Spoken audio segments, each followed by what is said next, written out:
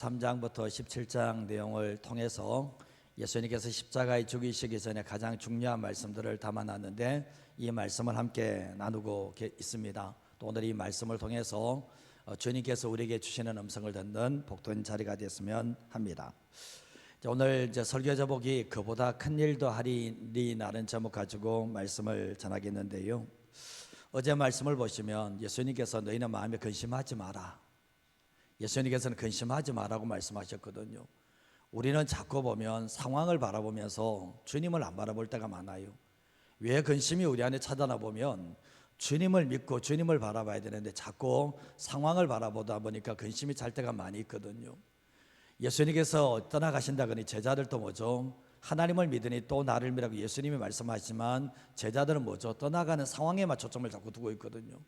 우리의 삶을 살아갈 때도 보면 근심이 걱정이 떠나지 않는 사람들이 있습니다. 주님을 안 믿어요. 그분들은 주님을 안 믿고 뭐죠? 상황에 자꾸 집착하는 사람들, 상황만 자꾸 바라보는 사람들은 주님을 믿는 사람들이 아니라는 거죠.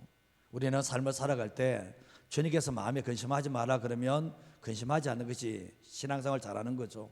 그래서 날마다 근심하지 않고 주님을 믿고 나아갈 수 있는 사람 되시고 삶을 살아갈 때 예수님의 길이요 진리요 생명 되신다는 것을 항상 잊어버리지 않고 내 머릿속에 담아져 있는 것이 아니라 신앙으로 살아내는 하나님의 사람 되시기를 간절히 소원합니다.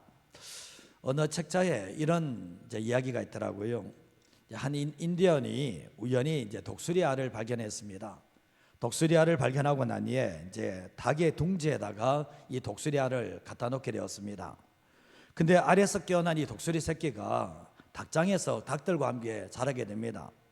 근데 닭장 속에서 닭들과 함께 자란 독수리는 자신을 독수리가 아니라 닭이라고 생각을 하는 거예요. 근데 독수리는 닭처럼 흙을 파헤치고 씨앗과 벌레를 찾아 먹으며 꼿꼿거리며 울기 시작했습니다. 푸드덕 땅에서 조금 날다가 좀 지나면서 내려오고 이런 것을 반복하게 되었거든요. 근데 이 닭장 속에 독수리는 세월이 흘러가면서 이제 장성한 독수리가 되었습니다. 어느 날 이 독수리가 구름 한 점 없는 하늘에서 그의 머리 위로 높이 솟는 아주 큰 새 한 마리를 발견하게 됩니다. 그 새는 강한 바람을 일으키면서 품위 있는 위엄을 거치고서 금빛 날개를 단 한 번도 정말 움직이지 않은 채 위로 솟아오르는 모습을 보게 되었거든요. 그러면서 했던 말이 속으로 생각했던 것이 참으로 아름다운 새구나, 부러운 듯이 쳐다보면서 나는 왜 저 독수리가 되지 못했을까 이런 생각을 하고 있었습니다. 근데 옆에 있는 친구인 닭이 말을 했는데 저건 독수리인데 새들의 왕이야. 하지만 그 새를 다시는 생각하지 마.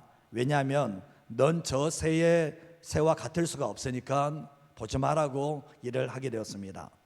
근데 독수리는 마지막 죽는 그 순간까지 자기를 닭이라고 생각하면서 닭장 속에 살다가 죽어버렸습니다. 들으시면서 어떤 생각 드십니까? 자기가 독수리인데 닭처럼 여기다가 죽어버렸습니다. 이게 예수 믿는 사람들의 모습이 될 수 있다는 거예요. 주님께서 우리를 독수리라고 그러는데 자신은 닭이라고 여기면서 마지막까지 그렇게 살다가 인생을 끝내는 사람들이 너무나 많다는 것을 알게 되죠. 우리가 조심해야 될 게 뭐냐 보면 자신을 지나치게 과대평가하는 것도 문제고 지나치게 자신을 과소평가하는 것도 문제라는 것을 알게 됩니다. 요한복음 6장 26절에서 27절 말씀 한번 읽어보겠습니다. 예수께서 대답하여 이르시되 내가 진실로 진실로 너희에게 이르노니 너희가 나를 찾는 것은 표적을 본 까닭이 아니요 떡을 먹고 배부른 까닭이로다. 썩는 양식을 위하여 일하지 말고 영생하도록 있는 양식을 위하여 하라. 이 양식은 인자가 너희에게 주리니 인자는 아버지 하나님께서 인치신 자니라. 아멘. 예수님을 왜 찾습니까? 예수님께서 하시는 말씀, 너희가 나를 찾는 까닭이 뭐라고요? 27절 말씀에 너희를 찾는 까닭이 표적을 본 까닭이 아니요 떡을 먹고 배부른 까닭이라고 했거든요. 여러분 삶을 살 때 예수님을 왜 찾습니까? 혹시 떡 먹고 배부르려고 찾는 거 아닙니까? 내 삶의 문제 해결하려고 주님을 찾는 거 아닙니까? 그 당시 때 많은 사람들이 예수님을 찾았던 이유가 자기의 생존의 문제, 내 인생의 문제 가지고 예수님을 찾았는데, 예수님이 이 말씀을 하시면서 책망을 하고 계시다는 거예요. 너희가 나를 찾는 이유가 뭔데? 얘기를 하시거든요. 그러면서 27절 말씀에 보면 썩는 양식을 위하여 일하지 말고 영생하도록 있는 양식을 위해서 하라고 말씀을 하고 계시는 거예요. 우리의 삶을 살아갈 때 썩는 양식을 위해서 일하고 있습니까? 아니면 영생하도록 하는 양식을 위해서 일하고 있는지를 한번 점검해 보셔야 되는데, 예수님의 마음이 안타까움이 뭐냐 보면 자신을 따른다고 하는 사람들이 다 썩는 양식을 위해서 일하는 거예요. 영생하도록 하는 일을 양식을 위해서 일하지 않기 때문에 예수님이 책망하는 모습을 보게 되는데, 요한복음 6장 28절과 29절 말씀에 보면 그들이 묻되 우리가 어떻게 하여야 하나님의 일을 하오리까 질문을 했습니다. 어떻게 하여 영생하도록 하는 일을 위해서 할 수 있습니까? 했을 때 예수님께서 29절 말씀에 하셨던 말씀이, 예수께서 대답하여 이르시되 하나님께서 보내신 일을 믿는 것이 뭐라고요? 하나님의 일이라고 말씀을 하셨던 거예요. 하나님을 믿는 것이, 자신을 믿는 것이 하나님의 일이라고 말씀하셨는데, 하나님의 일은 예수 그리스도를 믿는 것부터, 온전하게 믿는 것부터 시작한다라고 말씀을 하는데, 그를 믿는다는 것은 그가 하신 말씀을 믿는 거라는 것을 얘기하고 있는 거죠. 오늘 우리가 읽은 본문에서 이제 빌립이 예수님께 찾아와서 아버지를 보여달라고 합니다. 아버지를 보려고 하니까 영원히 계신 하나님 아버지께서, 예수님께서 하나님 아버지를 앞에 데려다 놓을 수는 없잖아요, 영원히 계신 하나님을. 근데 이런 질문을 하게 되었는데 예수님께서 단순 명료하게 대답을 하시는 것이, 나를 본 자는 뭘 봤다고요? 아버지를 봤다 얘기해버려요. 나와 하나님은 동일하다는 것을 얘기하면서 나를 본 자는, 눈을 뜨세요, 나를 본 자는 아버지를 봤다라고 말씀을 하고 있거든요. 요한복음 14장 10절에서 11절 말씀을 보시면, 나는 아버지 안에 거하고 아버지는 내 안에 거하 계신 줄을 내가 믿지 아니하느냐? 내가 너희에게 이르는 말은 스스로 하는 것이 아니라 아버지께서 내 안에 계셔서 그의 일을 하시는 것이다 라고 말씀을 하시면서, 내가 아버지 안에 거하고 아버지께서 내 안에 계심을 믿으라. 그렇지 못하겠거든 뭐죠? 행하는 그 일로 말미암아 나를 믿으라고 말씀을 하셨습니다. 예수님께서 내가 아버지 안에, 아버지가 내 안에 계신다, 정말 이렇게 연합된 관계를 이야기하고 있고, 내가 하는 말도 스스로 하는 말 아니라는 거예요. 스스로 하는 말 아니다라고 얘기하면서 아버지께서 내 안에 계셔서 하시는 말씀이고 하시는 일이라고 말씀을 하는데, 그게 아니면 행하는 일로 말미암아 나를 믿으라고 말씀을 하고 있는데, 결국 뭡니까? 행하는 일이 아버지 되심을 드러낸다라고 말씀을 하고 계시는 거죠. 근데 지금 예수님의 제자들의 영적 상황이 엉망입니다. 예수님의 제자들의 신앙의 상태가 지금 엉망인데, 예수님께서 오늘 본문에 놀라운 말씀을 하고 계신다는 것을 알게 돼요. 이것은 하나님께서 그들의 제자들의 영적 상황을 다 알고 계심에도 불구하고 그들의 미래를 가지고 말씀하시는 모습을 보게 되는데, 첫 번째로 하시는 게 뭐냐 보면, 나를 믿는 자는 나의 일을 하고 그보다 더 큰 일을 할 수 있다라고 말씀을 하고 계세요. 지금 예수님의 제자들의 모습을 보면, 지금 좀 지나면 예수님을 부인하고 도망가고 가룟자리 예수님 팔아넘기고 이런 일이 일어났는데, 주님이 하시는 말씀은 뭐라고 하시나 보면, 나를 믿는 자는 나의 일을 하고 이보다 더 큰 일도 하게 될 거라고 얘기하시면서 예수님께서 이 말씀을 하고 계시는 거예요. 이게 저의 말이 아니라 예수님의 말씀이라는 거죠. 우리는 할 수 있는 것과 할 수 있는 일과 할 수 없는 일이 있는데, 그리스도인이라고 해서 다 할 수 있는 게 아니에요. 믿음이면 다 된다, 나는 다 할 수 있다, 이거 거짓말입니다. 사실은 그럴 수가 없어요. 우리가 할 수 없는 게 뭡니까? 예수 믿는 사람이 할 수 없는 게 뭐죠? 다른 사람들의 죄를 용서하기 위해서 내가 십자가에 질 수 있는 겁니까? 내가 예수님처럼 십자가에 져서 내가 예수님처럼 그 사람을 살려낼 수 있는, 구원할 수 있는 길을 열어낼 수 있는 겁니까? 예수 믿는 사람은 그 일은 못합니다. 그리고 또한 우리가 의인만이 죄인을 위해서 죽어줄 수 있는데, 우리는 다 죄인이기 때문에 누구 죄를 위해서 내가 죽어준다는 것은 있을 수가 없는 겁니다. 근데 부활도 마찬가지지 않습니까? 우리는 예수님처럼 죽고 이 땅에서 다시 살아나는 부활은 할 수가 없어요. 사실은 우리는 죽으면 끝이고 죽으면 주님 앞에 서야 되고 그렇게 되지. 예수님처럼 뭡니까? 예수님처럼 다시 죽었다가 부활하시고 성천하시고 이런 모든 과정들이 우리의 삶에는 일어나지 않는다는 것을 알게 되잖아요. 근데 이것은 예수님의 고유한 사역일 뿐인데, 근데 우리가 할 수 있는 것도 있는데 뭐냐 보면 예수님의 일을 하는 것은 예수님을 믿는 자들에게는 가능하다고 말씀을 하고 있는 거예요. 믿고 순종해 나갈 때 우리 또한 경험할 수가 있게 되는데, 요한복음 6장 35절 말씀해 보시면 예수께서 이르시되 나는 생명의 떡이니 내게 오는 자를 결코 줄이지 아니할 터요 나를 믿는 자는 어떻게 된다고요? 영원히 목마르지 않게 된다고 말씀하셨거든요. 나를 믿는 자는 영원히 목마르지 않는다. 그러면 우리 안에 목마름이 있다는 게 뭡니까? 주님을 안 믿는다는 얘기죠. 주님을 믿는다면 목마름이 없게 되지만 주님을 믿지 않기 때문에 결국 보면 우리 안에 끊임없는 목마름 가지고 살고 있다는 것을 말씀하고 있죠. 그리고 또한 요한복음 7장 37절과 38절 말씀도 명절 곧 끝날 곧 큰 날에 예수께서 서서 외쳐 이르시되 누구든지 목마르거든 뭐라고 합니까? 내게 와서 마시라고 말씀하는데 38절 가보겠습니다. 나를 믿는 자는 성경의 이름과 같이 그 배에서 생수의 강이 흘러나오리라 하시니, 여기서 뭐라고 합니까? 나를 믿는 자는 성경의 이름같이 그 배에서 생수의 강이 흐른다. 이 생수의 강을 얘기할 때 이제 받을 성령에 대해서 말씀을 얘기하고 있는 거예요. 나를 믿는 자는 결코 목마르지 않는다.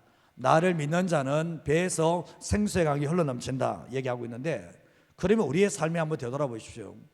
내가 목마름을 가지고 살아가고 있고 내 배에서 생수의 강이 흘러넘치지 못하는 삶을 산다는 것은 내가 주님을 믿는다고 말은 하지만 안 믿는 거예요.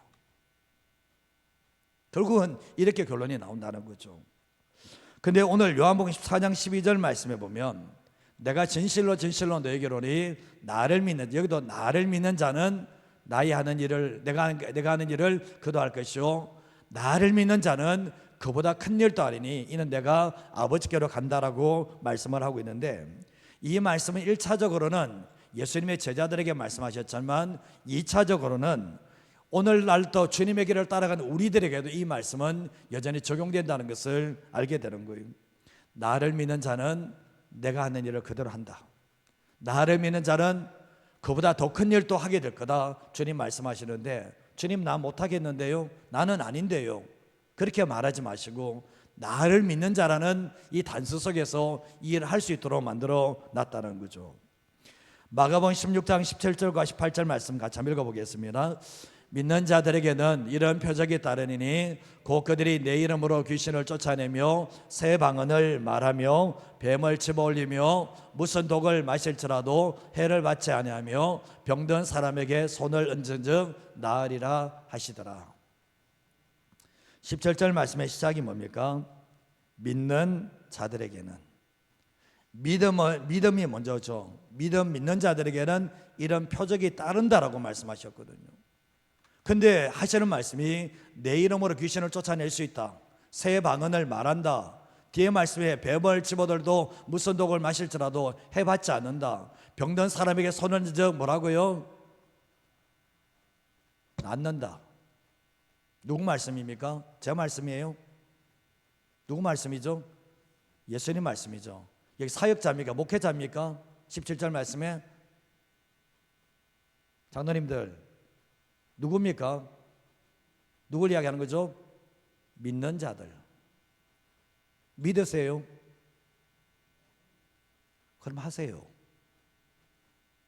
믿으면 해보세요. 안 해본다는 것은 안 믿는 거예요. 안 믿으니까 안 하는 거예요, 사실은. 믿는 자들에게 이런 역사가 따른다고 했거든요. 제가 보면 이게 보면 몸은 아픈데 기도 안 하시는 분들, 몸은 아픈데 병든 사람에게 자기가 병들었으면 내가 믿음이 있으면 내 몸에 손 얹으면 될 거 아니에요. 근데 주님은 하시는 말씀, 병든 자에게 손을 얹어 낫는다라고 말씀하셨는데 자신은 안 믿어. 그래 기도 안 해요. 이게 문제가 되는 거죠. 근데 결국 뭡니까? 초대교회 사도들이 나면서부터 안전병된 사람 고쳐내잖아요. 근데 그건 뭡니까? 죽은 자를 살려내잖아요. 예수님처럼. 나를 믿는 자들이 이런 표적이 따른다라고 말씀하셨으면 내 생각이 맞는 거예요? 주님의 말씀이 맞는 거예요? 그럼 하셔요. 그럼 해보세요. 그거 아니에요, 사실은. 안 믿으니까 뭐죠? 안 하는 거예요. 핑계 대지 마시고요. 아멘 하시면 해보시면 돼요. 그게 내가 가진 믿음이라는 것을 알게 되죠.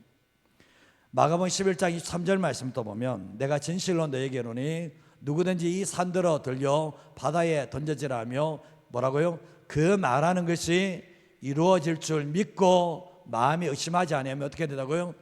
그대로 된다. 믿고 구한 것은 받은 줄로 믿으라. 주님께서 그런 얘기를 하시거든요. 우리의 삶을 살아갈 때 결국 뭡니까? 우리의 삶에 예수님을 믿고 말씀을 믿으면 결국 뭡니까? 우리의 삶 속에서 예수님처럼 그 일이 나타난다는 거죠. 예수님께서 말씀을 가르치시고 복음을 전파하시고 치유하시는 그 사역을 하는데 결국 뭡니까? 우리 또한 하나님의 말씀을 전할 수 있고 복음을 전할 수 있고 치유할 수 있는 그러한 은혜가 우리 안에 있다는 것을 말씀하고 있는 거예요. 근데 보면 결국 뭐죠? 특별한 사람만 하겠지. 그게 아니고 뭐죠? 나를 믿는 사람들은, 믿는 자들은 다 할 수 있다라고 우리에게 말씀을 하고 있는 거예요. 근데 여기에서 끝난 게 아니라 뭐죠? 그보다 큰 일도 하게 될 거다라고 말씀을 하고 있거든요. 우리가 예수님보다 더 큰 존재입니까? 아니잖아요. 우리가 예수님과 절대 비교가 불가능한 존재인데 세상에서는 스승을 뛰어넘는 제자가 나옵니다.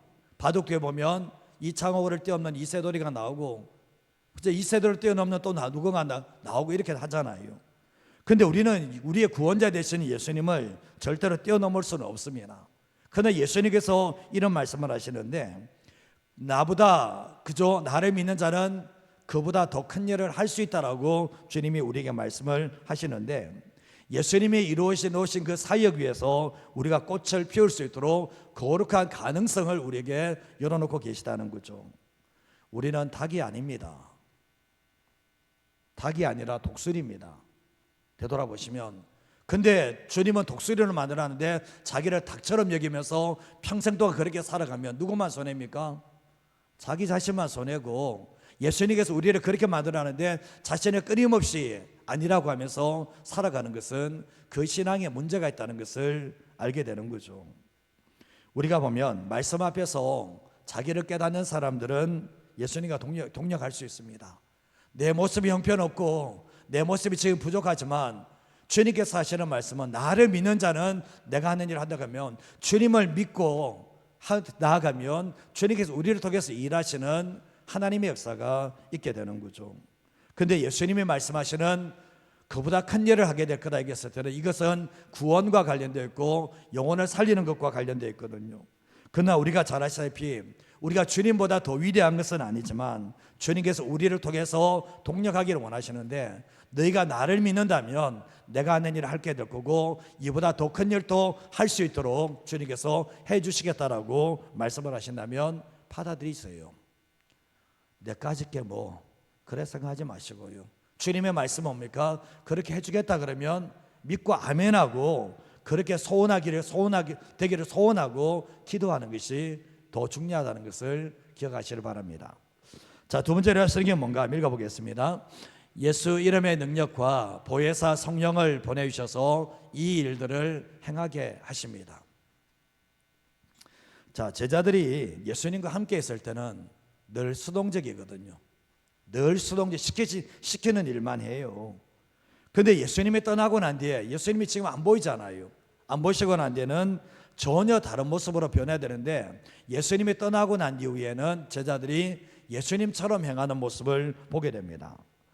정말 주님이 말씀하셨던 것처럼 나를 믿는 자는 나의 일을 할 것이고 그보다 더 큰 일을 하게 된다고 하셨는데 실제로 예수님이 돌아가시고 나는데 이 사명의 길을 이 사역들을 감당했던 것이 바로 예수님의 제자들의 사역이었던 거죠. 초대교회 제자들이 행한 모든 사역의 비밀이 있습니다. 사역의 비밀인데 두 가지입니다. 예수님이 떠나시면서 주셨던 선물, 제가 이 설교는 참 많이 했는데 예수님이 떠나시면서 두 가지 선물이, 첫 번째가 예수님의 이름의 능력을 주셨거든요. 이게 첫 번째 선물이에요. 두 번째가 보혜사 성령님이 두 가지를 줬거든요. 예수님께서 떠나시면서 너희가 내 이름으로 구하면 내가 뭐든지 응답하겠다, 예수님의 이름의 능력을 주시고, 그리고 보혜사 성령님을 그들에게 선물로 주셨는데 왜 주셨는가? 내가 하는 일을 할 수 있도록, 그보다 더 큰 일을 할 수 있도록 예수님의 이름의 능력과 보혜사 성령님을 보내주셨다는 것을 알게 되는 거죠. 요한복음 14장 13절과 14절 말씀을 한번 읽어보겠습니다. 너희가 내 이름으로 무엇을 구하든지 내가 행하리니 이는 아버지로 하여금 아들로 말미암아 영광을 받으시게 하려 함이라. 내 이름으로 무엇이든지 내게 구하면 내가 행하리라. 반복하는 게 뭡니까? 내 이름으로 무엇을 구하든지, 내 이름으로 무엇을 구하든지 내가 행할 거다, 분명히 말씀을 하고 있거든요. 여러분 기도하실 때 여러분의 소원 가지고 기도하는 거 중요하지만 뭡니까? 예수님의 이름으로 기도하는 게 더 중요한 거예요. 예수님의 이름으로 기도하면 주님이 말씀하시는 게 뭡니까? 내가 행하겠다라고 주님이 말씀을 하고 있는데, 결국 뭡니까? 아버지로 하여금 아들로 말미암아 영광을 받으시게 하려 함이라고 말씀을 하고 계시는 거죠. 우리가 보면 예수님의 이름의 능력을 믿고 기도하면 누가 역사를 하시는 겁니까? 예수님이 역사하시게 돼 있거든요. 그래서 결국 뭡니까? 우리가 예수님의 이름으로 기도하는 순간부터 누가 책임지는 겁니까? 예수님이 책임지는 거거든요. 그래서 우리는 예수님의 이름으로 기도하는 거예요. 사도행전 3장에서 보면 나면서부터 안전병이 된 사람이 성전 미문에 앉아 있습니다. 베드로와 요한이 지나가면서 정말 그 사람이 무엇을 줄까 구걸하려고 있는 상황인데 우리를 보라 그러니까 뭐 돈 주는가 싶어서 했을 때 베드로가 뭐라고 했습니까? 정말 은과 금은 내게 없거니와 내게 있는 것으로 내게 주노니 나사렛 예수의 이름으로 일어나 걸으라고 말씀을 하셨거든요. 그렇지 않습니까? 내게 없는 것은 줄 수가 없지만, 은과 금은 내게 없으니까 못 주지만 내게 있는 것으로 내게 준다는 거예요. 그게 뭡니까? 내 안에 뭐가 있다는 거예요? 나사렛 예수 그리스도의 이름의 능력이 내 안에 있으니까 그걸 준다고 얘기하면서 일어나 걸으라고 말씀을 했을 때 어떻게 했습니까? 일어나 걷는 역사가 있게 되었던 거죠. 여러분 삶을 살아갈 때 정말 어떤 질병이 걸렸든지 그 사람에게 예수의 이름을 가지고 하나님의 치유가 일어난 것을 본 적이 있습니까? 자신에게 일어나든 다른 사람에게 일어나든 예수님의 이름의 능력 가지고 기도해서 하나님의 역사가 나타난 적이 있습니까? 그 사람은 예수님의 이름의 능력을 알아요. 근데 한 번도 그런 일이 일어난 적이 없는 사람들은 솔직하게 얘기하면 그 사람은 예수님의 이름은 그냥 그 사람이 아무것도 없어요. 결국 문제가 되는 거죠. 요한복음 14장 16절과 16절 말씀에 보면 내가 아버지께 구하겠사니 그가 또 다른 보혜사를 너에게 주사 영원토록 너희와 함께 있게 하리니 그는 진리의 영이라 세상은 너희 그를 받지 못하나니 이는 그를 보지도 못하고 알지도 못함이라. 그러나 너희는 그를 아나니 그는 너희와 함께 가시며 또 너희 속에 계시겠다라고 말씀을 하고 계시거든요. 예수님께서 요한복음 16장 7절 말씀에도 보면 내가 떠나가는 것이 너희에게 유익이다라고 분명히 말씀하셨고, 오늘 말씀에도 보면 내가 아버지께 구하겠는데 그가 또 다른 보혜사, 원보혜사는 예수님이신데 또 다른 보혜사 성령님을 너에게 줘서 영원토록 함께 있게 해주겠다라고 말씀을 하면서, 이 결국 뭡니까? 이 보혜사 성령님은 진리의 영이 되시고, 그리고 뒤에는 뭡니까? 정말 너희는 그를 아나니 그는 너희와 함께 가시며 또 너희 속에 가시는 분이 바로 성령님에 대해서 분명히 말씀을 하고 있는 거예요. 예수님께서 첫 번째는 예수님의 이름의 능력을 주겠다. 그리고 그것을 사용할 수 있는 성령 보혜사 성령님을 너에게 주겠다라고 분명히 말씀을 하고 계세요.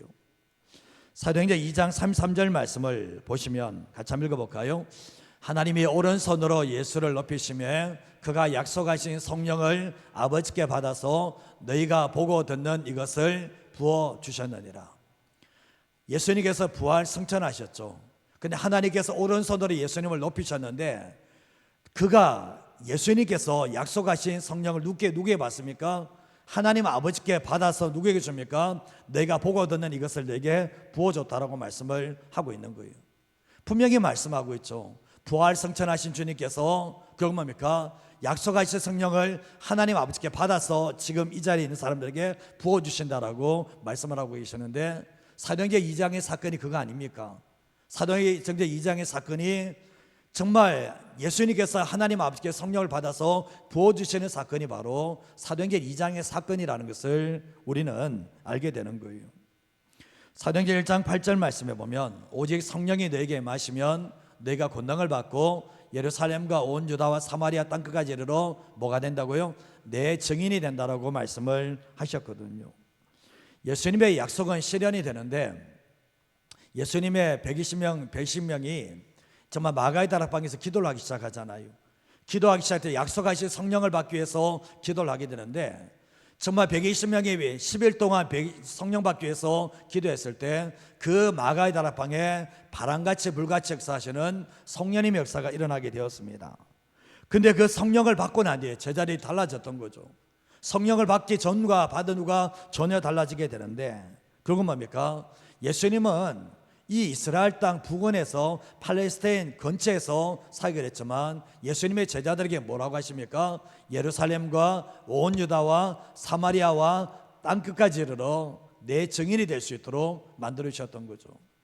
예수님은 팔레스타인 이 이스라엘 이 북원에서 사역을 하셨지만 예수님께서는 제자들에게 나보다 너희들이 더 큰 일을 할 수 있다라고 하셨던 게 뭡니까? 이 복음을 전파되는 그 범위가 땅끝까지 전할 수 있는 사람으로 세워주겠다라고 말씀을 하셨는데, 뭘 받아야 된다고요?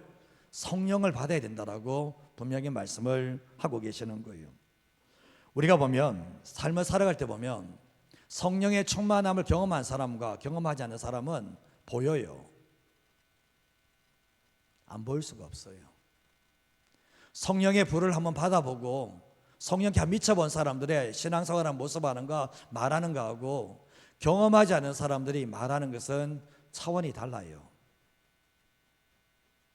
제가 그랬거든요. 제가 경험하지 않았을 때는 이 말 못했습니다. 이런 소리 한 적이 없어요. 한 번도 한 적이 없어요, 사실은. 여러분, 성령 충만이 얼마나 중요한지를 경험한 사람들은 이 성령 충만에 대해서 얘기합니다. 그러나 성령 충만에 대해서 경험하지 못한 사람은 딴 이야기 자꾸 해요. 뭐 이렇게 할 얘기가 없는 거죠, 사실은. 결국 뭡니까? 성령 충만한 사람과 하지 못하는 사람이 얼마나 큰 차이를 가져오는지 분명히 말씀을 하고 계시는데, 예수님께서 나를 믿는 자는 나의 일을 할 거다. 그리고 나보다 더 큰 일도 하게 될 거다. 결국 뭡니까? 성령의 충만함을 받고 난 이유입니다. 성령의 충만 받기 전에는 이런 일은 일어나지 않아요. 여러분, 성령 충만한 사람들이 예수님의 이름의 능력을 알고 그걸 사용할 줄 알아요. 그러나 성령의 충만함을 경험하지 못한 사람들은 예수님의 이름의 능력이 고작 하는 게 뭔지 아십니까? 예수님의 이름으로 기도합니다. 그 외에는 쓸 일이 없어요, 그분에게는.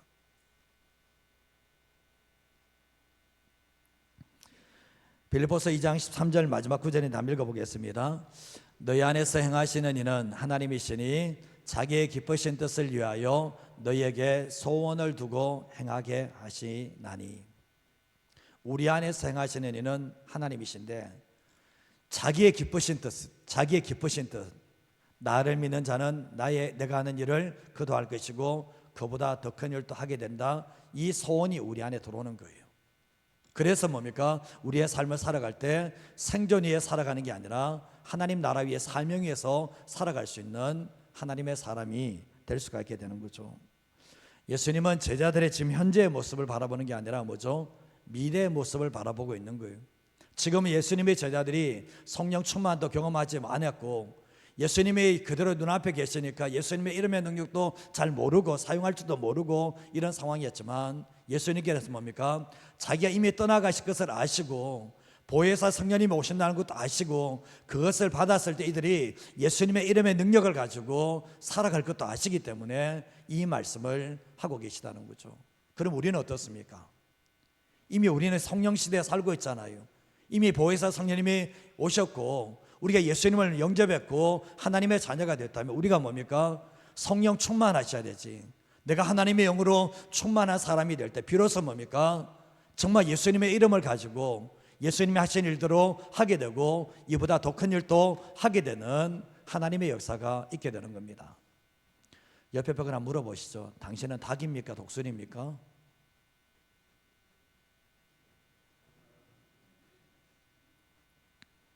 왜 저를 보세요? 좀 심하게 새벽에 이야기하면 좀 심할 것 같아서 얘기 안 하는데, 닭입니까? 독수리입니까?